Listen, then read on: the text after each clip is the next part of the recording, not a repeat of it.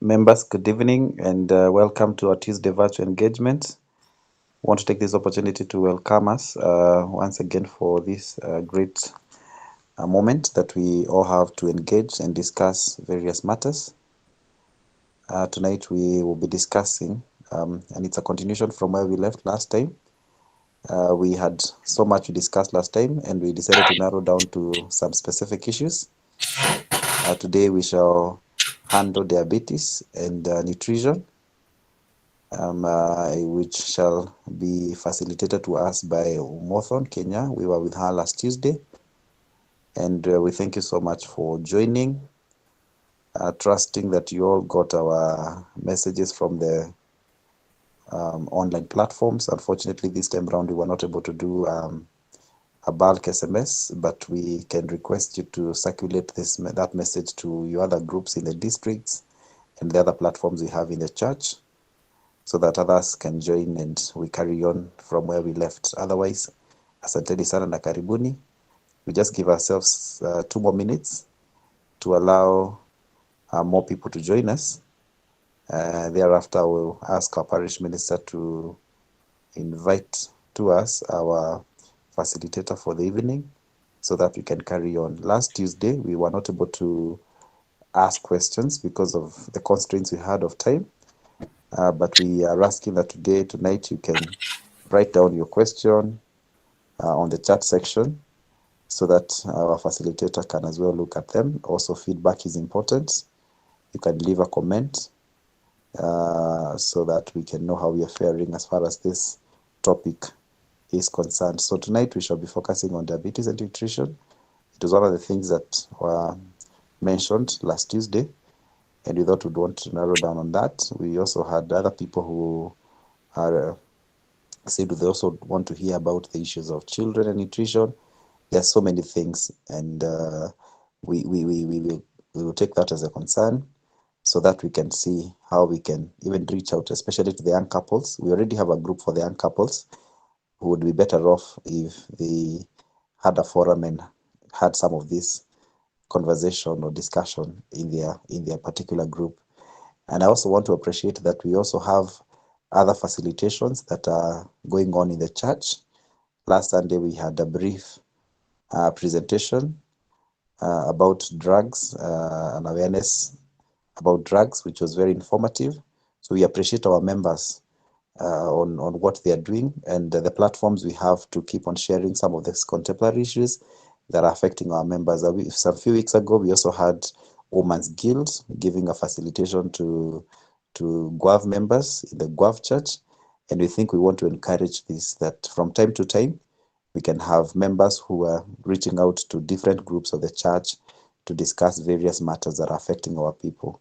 So be appreciated and continue being part of this community by helping us. We know we have professionals, we have people in various fields who are resourceful, who can assist us in tackling the many issues that are surrounding us.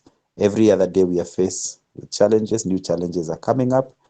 It is only fair for us to assist each other as we work together in life, as we discuss these issues, as we challenge each other, and even as we correct each other. So this has been one of the platforms that we are proud of, and we thank God that we're able to connect a number of families even using one gadget.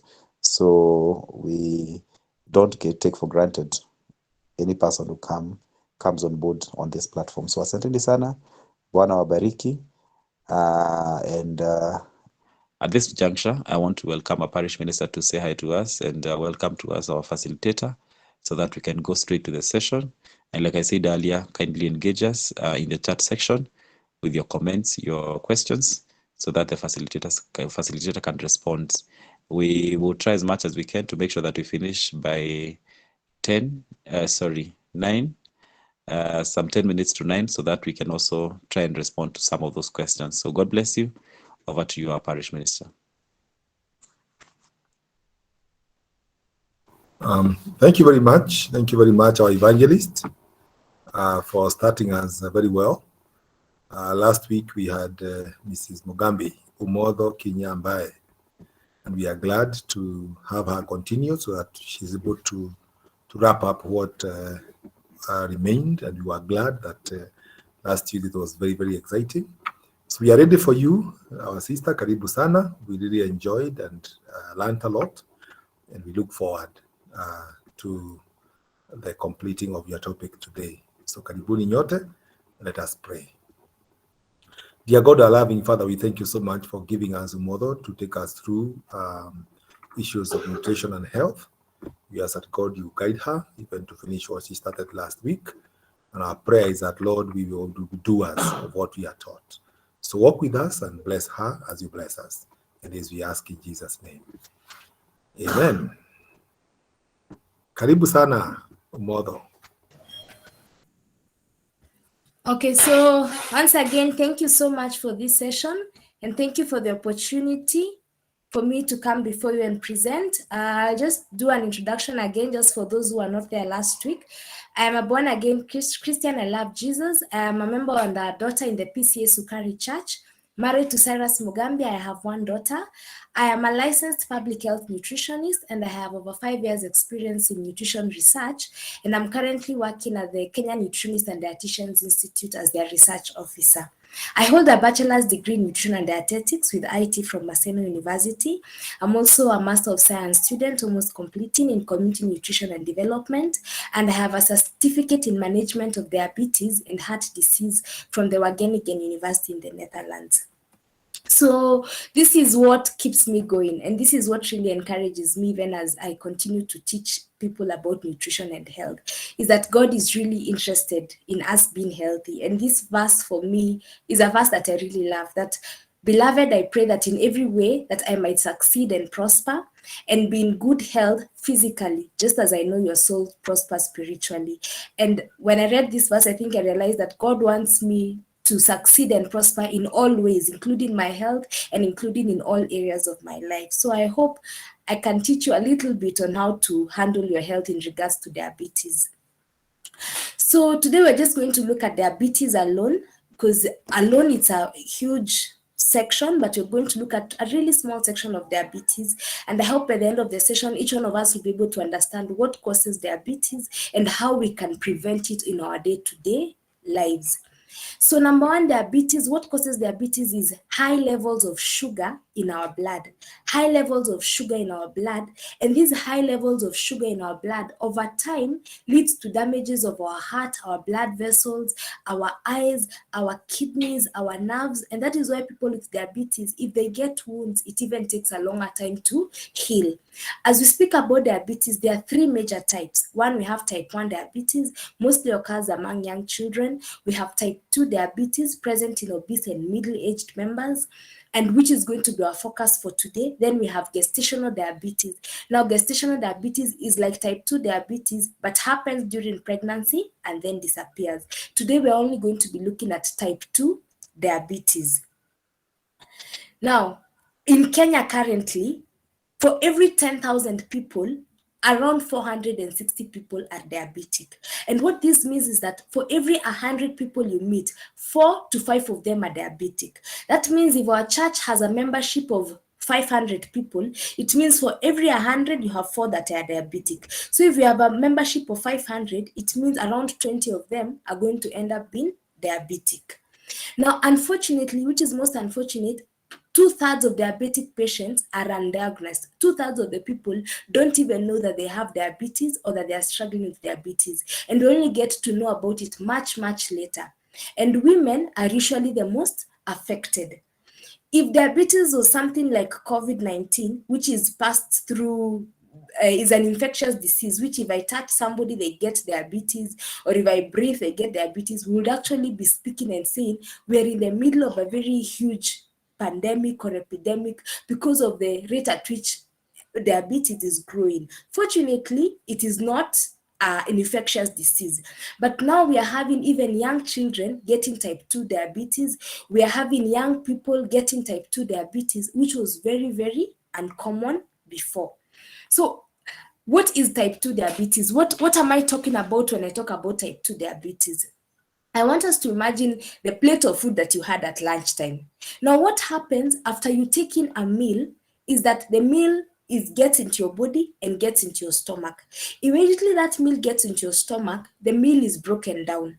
And once the meal is broken down, the meal has different components. Among one of the components that the meal has is glucose. And glucose is the energy that your body needs. And glucose is really, really necessary and really important for your body. So glucose comes in, it enters your bloodstream.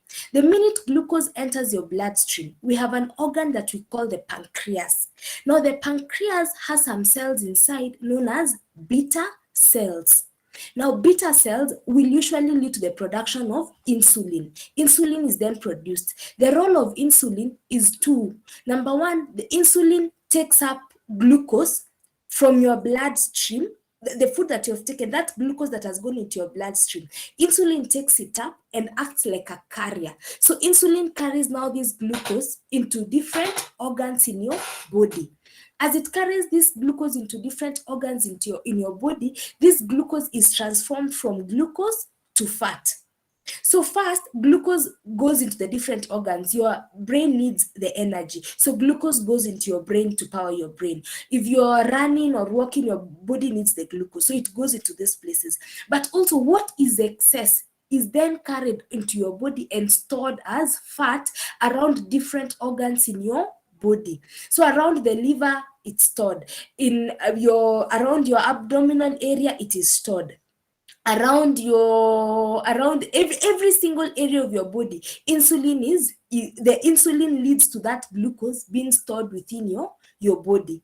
So when all of the nutrients, when the food that you take, all of it has been broken down and all of it has now been ingested and all of it now has all the food that you take has all of it been broken down and all of it has been taken up into your body, the insulin levels go down. And once the insulin levels go down, the glucose uptake is now reduced. And once the glucose uptake is reduced, because at the end of the day, your body needs glucose to continue functioning. So the first place that it's going to get the glucose is from the food that you take. But if you have not taken any food, and that's why sometimes you're able to fast, if you have not taken any food, because your body cannot be in a state where it does not have enough sugar, it needs it balanced. If you have not taken any food, what usually happens is that where it was stored as extra, where it was stored as fat, your body now releases a hormone that we usually call glucagon, also released from the pancreas, from cells that we call alpha cells. And the glucagon breaks down the fat in your body and leads it to becoming sugar. Now, this sugar will go to major organs like the brain, which cannot function without sugar. So when we talk about type 2 diabetes, what we are talking about is the fact that you have sugar that is running in your bloodstream that has not been controlled. It means you have taken in a food, and once you have taken in that food, it has not been broken down by insulin.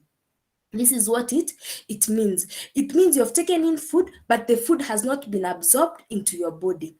Now, this is what usually happens. Is that first, one of the mechanisms where we now say that now you are a diabetic person is that there is sugar that is freely flowing within your body. I have told you that once you've taken in a food, the food is broken down, that sugar is taken to where it is needed to do the different activities, and the excess sugar is converted into fat and stored as fat within your body. Now, one of the things that leads to diabetes is that one, you produce very little insulin. So you've taken in food, but your beta cells do not notice that there is any food. So insulin is not released. What will happen most times is that the beta cells will start overworking. We need to produce more and more insulin to deal with this sugar. And as it produces more and more insulin, over a period of time, most times, the beta cells will completely break down and will completely fail. And that is where we have now a lot of sugar that is in your bloodstream. If you do a blood test, there is sugar in your bloodstream. If they do a urine test, there is sugar in your urine. The different tests show that the levels of sugar in your blood are very, very high. Now, as I told you earlier, that 90% of the population usually stay in a phase of they are pre-diabetic, but they do not know that they are pre-diabetic because it has no symptoms. There is nothing that can tell you that actually you have diabetes. And that is why we encourage you need to do the regular clinic checkups. Now, when we talk about this pre-diabetes, what do we mean? The first one is impaired glucose tolerance. That means immediately after you take in a food, it takes within 1 to 2 hours after you take in food, the food should, most of the times the food is broken down and the glucose levels should have gone much, much lower than they were. But if you have elevated glucose levels after taking in a food, that tells us that you are in pre-diabetes. It means once you've taken in food, the insulin is not able to take in that food, is not able to break down that glucose and take it to the cells where it is needed. It is also not able to convert that extra glucose into fat. That tells you there's a lot of glucose that is now in your blood system. Number two, what happens is that impaired fasting glucose. The fasting glucose, what it means is that after you have taken food and probably you have gone to bed, those are 6 to 8 hours you have been asleep. When you wake up, your glucose levels should be very, very low. When you're in a period of fasting, the glucose levels in your blood are very, very low. But when we realize that you still have very high glucose levels after a long period without taking any food, now this is an indicator that that there is a challenge in your body. It tells us that your insulin is not being released in your body. One of the reasons that the beta cells usually will end up failing or will usually have a challenge is because, one, of the frequency in which we take our meals. You've taken breakfast, at 10 you've taken something, at 11 you've taken something, at 12 you've taken something. What happens is a simple theory. For people who are married, when you wear the ring for the first day, you actually notice, oh, I have a ring. But after a few days of wearing the ring, 1 month, 2 months, you don't even realize that you're wearing a ring anymore. And this is what happens. After you take in a meal and your body realizes, oh, you just ate, and insulin is quickly produced. But you eat again at 11, insulin is quickly produced. After a while, your body is no longer sensitive. So your beta cells have become insensitive to the fact that glucose is in your system. The other reason is that actually one of the places that this extra fat is usually stored is even within the beta cells themselves. And sometimes when the accumulation of fat inside, or lipids as we call them, the accumulation of fat inside your beta cells causes them to become insensitive. So this is the pre-diabetes. Now when you go to diabetes, is that now the sugar levels are high at all times. If you are able to get your pre-diabetes, the best for us as nutritionists to know that you can easily work with you. So is diabetes reversible? People ask, is it reversible? Maybe. When you talk about reversal of diabetes, it means that somebody has started taking diabetes medication and they are no longer taking diabetes medication. Now, how can we reverse diabetes? Early detection. The health checkups that we usually have, if you come in and you realize, oh, you have high sugar levels, immediately we start initiating healthy lifestyle changes for you. And immediately we start initiating the healthy lifestyle changes, we stop the progression of disease. If your beta cells had just become insensitive, we are able to quickly initiate lifestyle changes that will make them become very sensitive. And once they become very sensitive, they go back to optimal performance. They're able to produce insulin when it's needed. The insulin is able to take away the extra glucose in your blood and is able to take the extra glucose and convert it into fat. It's able to take that glucose and quickly lead it to your muscles and lead it to where it is needed. When you start also becoming insensitive, it means also your muscles do not quickly absorb the glucose as it is needed. Now, when there is late diagnosis, it means that your sugars have not been controlled for a very long time. And at this particular time, your beta cells might be permanently damaged. And if they're permanently damaged, there's really little we can do. And therefore, we must actually put you on medication. Now, treatment of diabetes. In Kenya, we have two major ways that we treat diabetes. One, the medical therapy, which is the major focus, and then we have the nutrition therapy. So the focus on Kenya is very high on the medical therapy. And medical therapy, we have a range of medications that we usually use in management of diabetes. But most times it is very expensive, and most times for people who get diabetes and immediately get on the medication, which is good without any lifestyle changes, after a while, they will need a higher dose, a higher combination, and a higher combination. This is usually quite expensive, and the amount of money that ends up being spent actually is quite high. And at the end of the day, people who now end up with diabetes, the fact that they are unwell, maybe they're the breadwinners of the family, has a huge impact on the socioeconomic aspect of life. When you think about the money that is spent even on insurance and management of diabetes, it is quite high. Then we have the nutrition therapy, not commonly done in Kenya, but now being implemented in very many areas. And this is the best, particularly when you're able to notice diabetes before your beta cells are destroyed. Now, our goal as nutritionists is usually to control something we call HbA1c. What is HbA1c? Glucose attaches itself to the hemoglobin. Now, hemoglobin is what transports your blood. Most times you've heard about hemoglobin levels are low, hemoglobin levels are high. So hemoglobin is what transports, is basically what blood is made of. Now the hemoglobin, it's the red blood cells. Now the hemoglobin attaches itself to sugar and forms a component known as HbA1c. Now this HbA1c is how glucose is transported in your blood. When your HbA1c levels are high, that is usually a very good marker that you are actually diabetic. Now, as every 120 days, this HbA1c the red blood cells are destroyed and you make new red blood cells. So every 120 days, the HbA1c that was there gets destroyed and you get new ones. So when you come to us as nutritionists, it is not going to be an instant thing, but within the first 4 months, the next 4 months, slowly we work with you, and our goal is usually to reduce this HbA1c. HbA1c is a molecule that carries sugar, that is a combination of sugar and a combination of the hemoglobin, is to reduce it. And once you're able to reduce this, most times we're fully able to control the diabetes levels.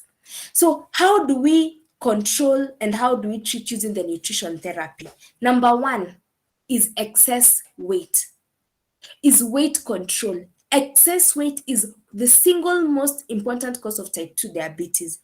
Anytime that you are overweight, the first thing that it does is that the fact that you are overweight means you have an accumulation of fat within your body that is above the normal and the required levels.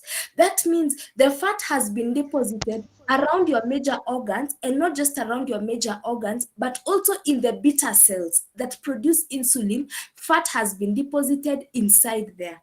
And if fat has been deposited inside there, it means the beta cells do not become sensitive. And if they're not sensitive, you will eat food, but insulin will not be produced. And if insulin is not produced, it means that sugar then is in your blood. Number two, once you're overweight as well, your body is not able, the muscles are not even able to sense that they need to take in even that sugar, so they become so insensitive. And you will find somebody who is overweight, even the energy levels are quite low, because sugar is not even being able to be taken up by the organs that need this sugar. Now look at some of the statistics that are here. Being overweight increases your chances of developing type 2 diabetes by 7 times. So if you are 2 people and one of you is overweight, the chance of you developing type 2 diabetes is by 7 times. That means if all other factors were kept constant, it was by 7 times. If you move from overweight and become obese, it makes you 20 to 40 times more likely to develop diabetes than somebody with a healthy weight. But if you lose the weight, and if your weight is above the healthy weight range, then you can be able to reduce your chances of getting diabetes. So if you lose 7 to 10% of your current weight, it can cut your chances of developing type 2 diabetes in half. The people that we want to lose their current weight are people who are overweight and people who are obese. If you'd like to know if you're overweight or obese, please go and check up more on what BMI is all about. So weight control, and this is one of the risk factors for becoming diabetic. Number 2 is physical activity. Physical activity also helps you in the weight control. And physical activity, even now when you're in healthy weight, it keeps your body very sensitive. It makes your cells very sensitive to any single thing. So physical activity increases your ability of muscles to use the insulin and to absorb glucose into the body. Our goal is that we encourage 30 minutes of regular to moderate intense activity on most days. So regular to moderate means you can walk for 30 minutes very briskly. If you're not walking for 30 minutes, you can climb up and down the stairs for 30 minutes. You can skip a rope for 30 minutes. You need to do something that gets you sweating and gets you a good sweat within the 30 minutes. So walking briskly for half an hour every day reduces the risk of developing type 2 diabetes by 30%. So every day that you walk briskly for just half an hour has been shown to reduce type 2 diabetes by 30%. For the lovers of TV, every 2 hours you spend watching TV instead of pursuing something that is more active increases your chances of diabetes by 20%. So for every 2 hours you're seated watching TV, increases your chance of diabetes by 20%. And I just felt to add this, at kama we are dealing with diabetes, watching TV will also increase your heart disease by 15% and increase the fact that you might die early by 13%. And it's because the more you watch TV, the more likely you're going to be overweight or obese, because you're not moving around. And then finally, we go to the dietary recommendations, which is the most critical part when we think about management of diabetes. So the first is the weight control, the physical activity, and finally diet. How should your diet be? Because at the end of the day, your diet is also going to predispose you to diabetes. So the first one is choose whole grains and whole grain products over refined grains and other highly processed carbohydrates. Foods that are whole grains and whole grain products, the minute they get into your body, they are not quickly broken down. They're not quickly broken down because they have the fibers and they have the bran, the indigestive carbohydrates that makes that once you eat the food, it is not quickly released into your blood system. It is broken down over a very long period of time. And therefore, because it's broken down over a very long period of time, the same way you would have eaten a slice of white bread and the blood sugar goes up, when you take brown rice, when you take millet, when you take sorghum, when you take whole maize that is in githeri or even your ugali, but it is the whole maize, when you take the whole wheat, when you take the oats, this food is broken down very slowly. And it's because it's broken down very slowly, the blood sugar is not going to peak. And it also contains other elements that help to fight against diseases in your body. So it's full of essential vitamins, they have minerals, because nothing has been taken out. When maize is processed, they take out the outer cover, which is the bran, they take out the middle part inside, which is the germ, and they leave it really with nothing, just a shell. But when it's whole, it's a combination of vitamins, minerals, phytochemicals, and all these work together to help you reduce diabetes. Just some statistics: women who averaged 2 to 3 servings of whole grains a day are 30% less likely to have developed type 2 diabetes than those who rarely ate whole grains. So for women who take 2 to 3 servings of whole grains per day, they are 30% less likely to develop type 2 diabetes than those who their focus is not on whole grains. When we take white bread, white rice, mashed potatoes, and many of the breakfast cereals, they quickly cause a spike in our blood sugar. And what happens, like I explained earlier, we have taken in food, something like white rice, the blood sugar rises up. What it rises up, it's quickly, what your body needs is quickly taken up. What it does not need is quickly stored. What happens is that you start feeling hungry again. All that food has been digested. And so you end up eating again. And you eat more frequently. But when you take something that is whole grain, it takes time before you feel hungry. And that time that is taken before you feel hungry means you're not going to be having insulin and blood sugar peaks in your body. Something interesting about rice, I thought I would share this among all the other grains. Researchers found that women and men who ate the most white rice, so most white rice is 5 or more times a week, you ate rice, had 17% higher risk of diabetes than those who ate white rice less than 1 time a month. So for people who a study was done, and for people who took rice every 5 times in a week or more, they had 17% higher risk of diabetes than those who just took white rice less than once a month. People who ate brown rice 2 or more servings a week had an 11% lower risk of diabetes than those who rarely ate brown rice. So brown rice actually provided a protective factor against diabetes. And then the second thing is red meat and processed meats. We advise that you limit the red meat that you take and avoid the processed meats. Instead, choose nuts, beans, and whole grains, poultry, or even fish instead. Now, eating red meat, that is beef, pork, and lamb, and processed meats, the bacon, the hot dogs, the deli meats, the sausages, increases your risk of diabetes, even among people who consume only small amounts. This is what different studies have found, that eating 85 grams is, you see cards, the cards that we play with, just that size of cards, about the eating that daily increases your risk of type 2 diabetes by 20%.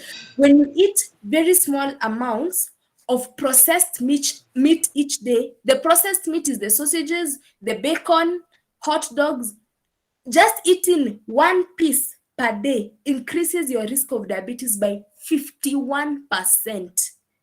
51%, just 1 piece per day. Higher. But what happens when you swap out the red meat for a healthier protein source? The healthier protein source is the nuts, the groundnuts, the macadamia, the cashew nut, the low-fat dairy, poultry, or even fish, or for whole grains, lowered diabetes by up to 35%.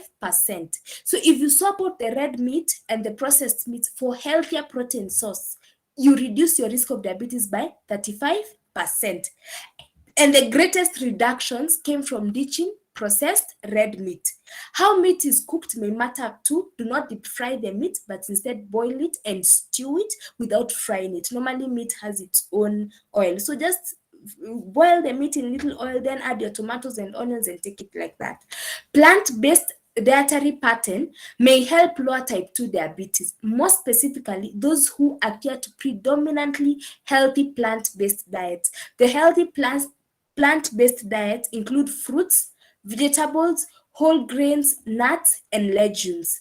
Less healthy plant is potatoes, white flour, sugar, modest amount of animal products don't produce the same benefit. So if you want the benefit, take your fruits, your vegetables, your whole grains, nuts, and legumes. And where you can, swap it out with the red meat. You need the meat in your body, but just only about 2 times in a week and very little amounts of it. Then finally, choose healthy fats. What the kind of fat that you take in is also fat is really important in your body because fat is critical for the formation of hormones. Fat is critical for telling you different messages in your body because it's the hormones that are responsible, but you do not need the unhealthy fats. The healthy fat include vegetable oils, the sunflower oil, the canola oil, the olive oil. That's the best, and that is the healthy fat. But the trans fats do just the opposite. These trans fats are found in deep fried foods, packaged and baked goods, and any product, when you go and read the labels, that is listed partially hydrogenated vegetable oil has unhealthy fat which you do not need. And then beverages, skip the sugary drinks and choose water or coffee instead. This is what research finds out, that for every additional 350 ml of sugary beverage, that's about a soda, 1 soda, you drink every single day, increases your risk of diabetes to 25%. The fruit drinks that we are told are really healthy in the supermarket, not to mention any company, but the packaged fruit drinks and juices, they're not healthy at all. If you want to have a fruit juice, blend your own fruits and blend them whole, not with a juicer where you take out a critical element in the food. But when you take in your mango and you take in your banana and you blend them whole, that is very, very healthy. Avoid the beverages or the fruit juices that are sold in supermarkets. In as much as they say they are healthy, they are not healthy. What to drink in place of the sugary stuff? Water is an excellent choice. Coffee and tea are also good calorie-free substitutes, but don't load them up then with sugar and cream. Take your coffee and tea with lemon and honey. Finally, at the workplace and where we live, this is something I always say, be a positive role model. When you want to tell people about nutrition, lead by example. When you are healthy, people are able to see, they're able to ask questions. Talk about it, which I'm really excited about our church. Talk about it on different days. Have health days, health weeks, health Sundays. Organize a week of training just focused on nutrition in addition to other activities taking place. Have a gym at the workplace. Encourage churches to set up gyms. Then have a fitness or a healthy partner. Have somebody you're walking the journey with. You can tell them, my focus is to gain these kgs. What's your focus? Can we do this together? It becomes really easy to achieve the goals. So finally, I just want to say thank you as well. I give all the glory to Jesus Christ and to the Holy Spirit. He's always my guide on what to do and for understanding and also for protecting me and keeping me safe. I greatly thank the PCA Church as a whole and even members for sitting and listening, and greatly honor the leadership of our Reverend John Calvin. These virtual Tuesdays are a way to learn, and greatly thank you so much. Thank you, Evangelist. I also honor my mentors and teachers in the nutrition field in as much as they're not here, because they have really guided and really helped me so much to achieve everything that I'm able to achieve. I honor so much my parents and appreciate them for cheering me on, and also my parents in love. Every time that I do anything, when my mother-in-law, Professor Lijay, calls me and tells me, I'm really proud of you, I really feel good and get really excited. When my dad calls and my mom calls, I really get excited. And finally, I truly honor and appreciate my husband and my friend, Cyrus Mugambi. Thank you so much. And that's how you can be able to reach me. I think I'll hand over the session back for the question. Thank you so much, Umotho. Great presentation it is. We will now take questions. If there's anyone with a question, we can have a few questions from the team that is here. You could also write down in our chat box. Okay. So already have. I've been asked to comment about by Edith Muhindi. How you've mentioned we take black tea and coffee. Comment about really African tea or white coffee. Yes, both African tea and coffee have health benefits. They are both loaded up with health benefits. When we talk about the coffee, we talk about there's a need to take filtered coffee. You can check your packaging. Filtered coffee. Once the coffee is filtered, then it becomes really healthy and actually has been shown to have benefits because it has something we call phytochemicals. The phytochemicals are they are part of the antioxidant group that helps to fight unhealthy radicals in your body. So black tea and also the African black tea is very healthy. It's also rich in something we call polyphenols, which are also part of the antioxidants. So black tea is really healthy, and filtered coffee is really healthy. But once we add the milk and we add the sugar to the tea, we lose the health benefits. We have various studies that disagree, talk about the same thing, and I've read quite a lot on it. But what happens is that the benefits you would have gotten from the tea and also the benefits that you would have gotten from the coffee, you end up losing it the minute you add the milk, because the milk interacts. There is usually an interaction and a binding that happens that you're not able to get the benefit. But if you're taking your coffee black, if you're taking your African black tea black, it is very healthy. You can add sugar, you can add lemon. It is very, very healthy. I'm seeing another question. Awesome insight. What do you have to say about the nutritional supplements? Thank you so much. Thank you as well. The nutritional supplements, what I would say about them, as a nutritionist, nutritional supplements, we give them on need basis. at the end of the day, people who are in the marketing company, they are there for marketing. The people we consider vulnerable. The people we consider vulnerable are pregnant women and sometimes children under 5. Those we might give supplements even without so many measurements. Like if a pregnant woman comes, immediately we're going to give them a supplement that has folic acid and has iron. We might also give them a supplement that has slightly more nutrients. But when it comes, and also for children, particularly children under 5 years of age, we have the supplementation, like the vitamin A supplementation that has been put in place by the government. We have the vitamin D supplementation that is necessary. But just the supplementation that people take up out of no need at all, we do not advise it. Come to the nutritionist, let us do a test. Let us tell you your body lacks this, your body lacks this, your body lacks this. And once your body lacks 1, 2, 3, then we can be able to supplement you with what your body needs. Most times from the diet, we are able to get an adequate of all the nutrients that you need. Another disadvantage of just taking supplements is that you might end up with toxicity, particularly for the vitamins that are stored in the fatty tissue.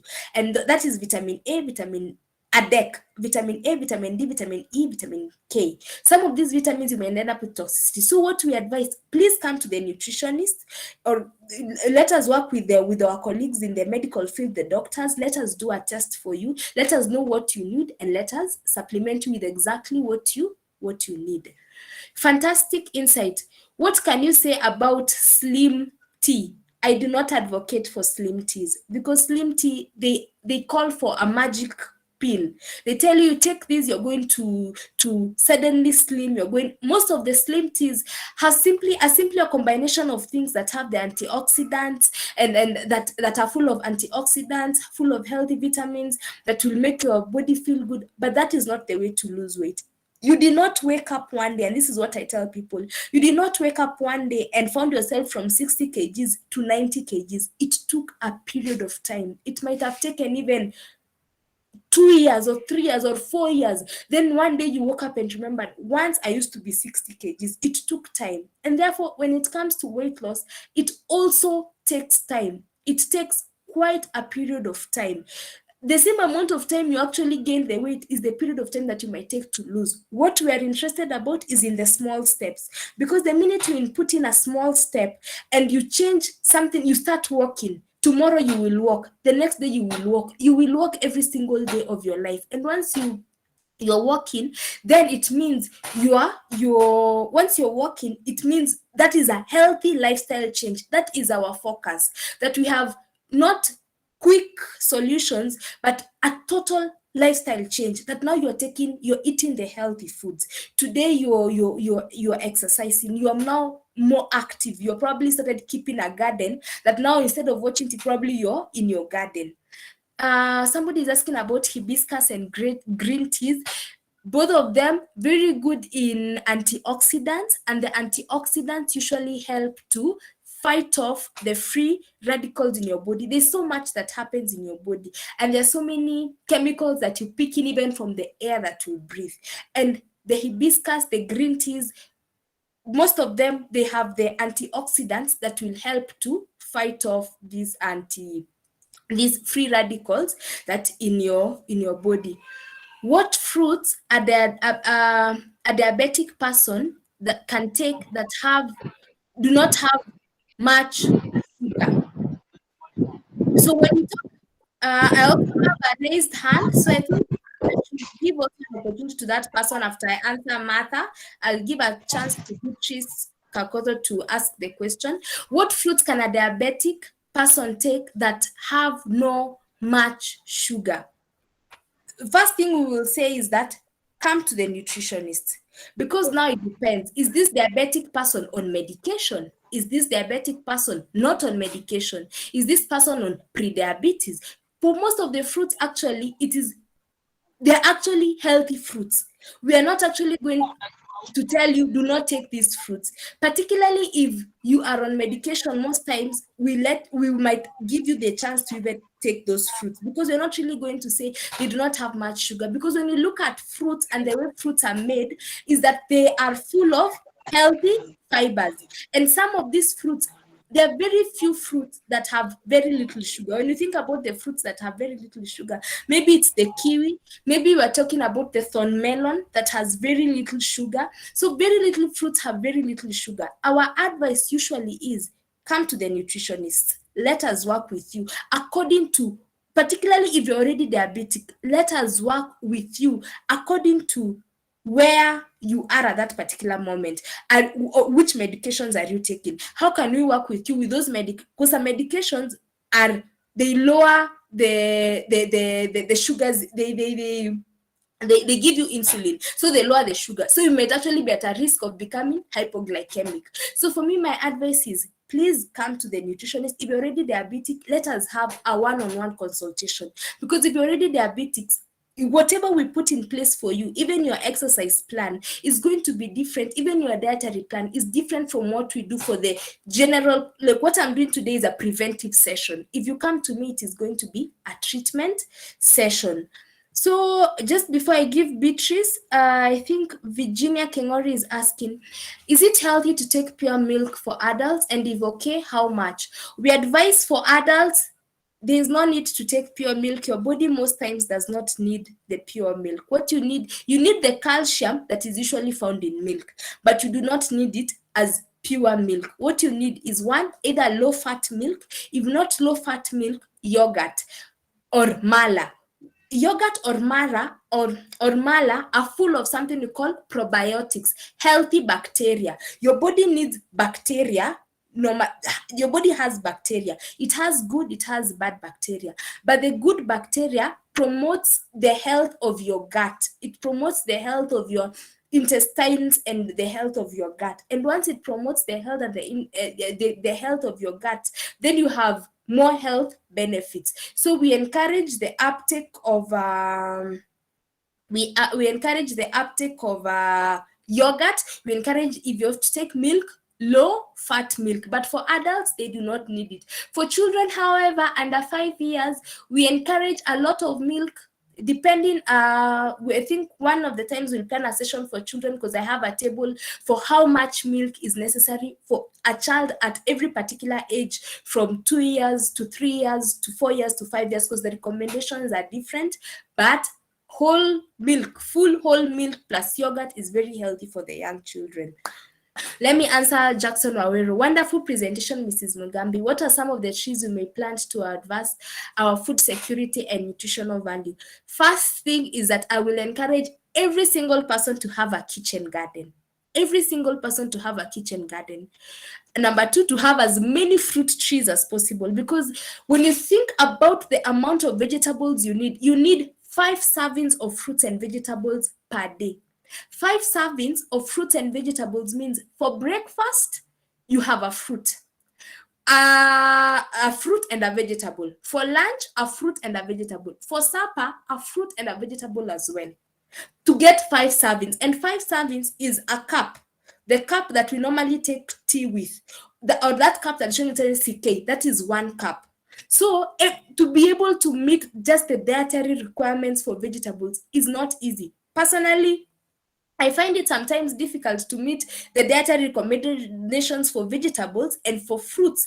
And that is one of the ways to prevent even the incidence of diabetes. Number 2, have as many fruit trees as possible. When you're doing your fence, when you're doing your fence, let it be a fence of fruit trees, something that one day will give you fruits. My dad is a lover of trees, and he keeps on telling me that I am now doing fruit trees along the drive-in for our vehicles, so that even when children come from neighbors, they can pick the fruits. Even when you come much later, you're going to find fruits in this place. And true to his word, every time I step at home, there's always a fruit from one of the trees.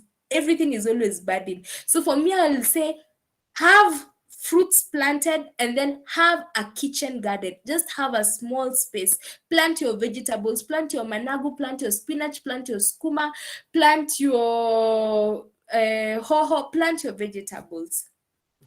Rose is asking me, I have learned a lot. It was quite an insight. Is it okay to add milk when cooking veggies like managu or cream to traditional veggies? Does the milk lower the nutrition absorption? Very interesting question that has been asked. One, we look at that from the cultural perspective of food. There are people, for them to eat vegetables, they, in a way, particularly, I stayed for a long period in Busia, Kisumu, the vegetables must have cream, they must have milk in them for them to be able to take in the vegetables. So is it the very best? No, I would not advise people to add in milk and to add veggies, because for the vegetables, what you need is just to really steam the vegetables. You don't want to lose the antioxidants. You don't want to lose the, what is it called? You don't want to lose the antioxidants that are in the food. You don't want also to lose the vitamin C.